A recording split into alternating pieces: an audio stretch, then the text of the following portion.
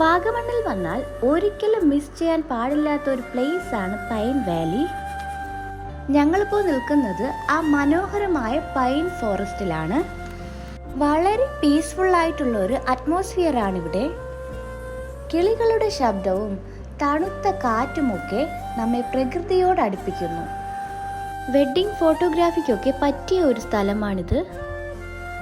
വാഗമണ്ണിലെ ഏറ്റവും അട്രാക്റ്റീവ് ആയിട്ടുള്ള ഒരു പ്ലേസ് ആണ് ഈ പൈൻ വാലി. ഏതു സീസണിൽ വന്നാലും വിസിറ്റ് ചെയ്യാൻ പറ്റിയ ഒരു സ്പോട്ടാണിത്.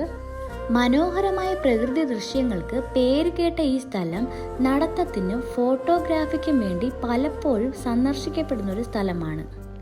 ബ്രിട്ടീഷ് കൊളോണിയൽ കാലഘട്ടത്തിലാണ് ഈ പൈൻ ട്രീസ് എല്ലാം ഇവിടെ നട്ടുപിടിപ്പിച്ചത്. തടി ഉൽപാദനത്തിനായിട്ടാണ് ഇങ്ങനെ ഒരു സംരംഭം തുടങ്ങിയത്.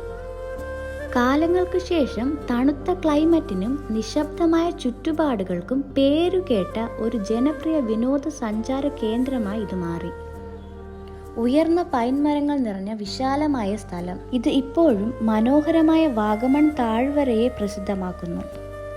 താഴ്വരകൾക്കും പുൽമേടുകൾക്കും മുകളിലൂടെ ഉയർന്നു നിൽക്കുന്ന വാഗമൺ പൈൻ ഫോറസ്റ്റിന്റെ ഭംഗി വന്ന് കാണേണ്ട കാഴ്ച തന്നെയാണ്. പ്രകൃതി സ്നേഹികൾക്ക് വളരെ ഇഷ്ടപ്പെടുന്ന ഒരു സ്ഥലമാണിത്. ഉയരമുള്ളതും നേർത്തതുമായ പൈൻ മരങ്ങൾ ഇവിടെയുണ്ട്. വർഷം മുഴുവനും തണുത്ത കാലാവസ്ഥയുള്ള വാഗമൺ പൈൻ ഫോറസ്റ്റ് വാഗമൺ ടൂറിസത്തിലെ ഒരു ആകർഷകമായ വിനോദസഞ്ചാര കേന്ദ്രം തന്നെയാണ്. ഫാമിലിയായിട്ടും ഫ്രണ്ട്സുമായിട്ടും ഒക്കെ ഒരു ചെറിയ പിക്നിക്കിനൊക്കെ വരാൻ പറ്റിയ ഒരു സ്ഥലമാണ്.